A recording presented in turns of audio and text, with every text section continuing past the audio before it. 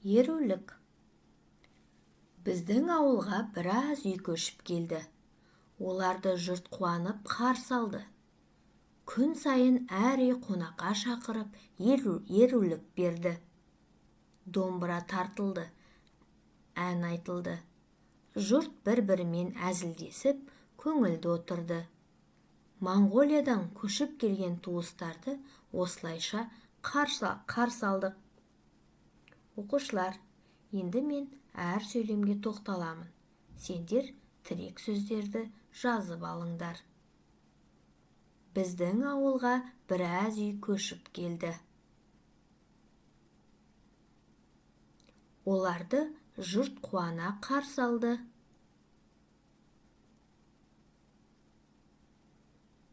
Күн сайын әр үй қонаққа шақырып ерулік берді. Домбыра тартылды, ән айтылды. Жұрт бір-бірімен әзілдесіп, көңілді отырды. Моңғолиядан көшіп келген туыстарды осылайша қарсы алдық. Оқушылар, тірек сөздеріңді жазып болсаңдар, тірек сөзді пайдаланып, мәтіннің мазмұнын айтып көріңдер.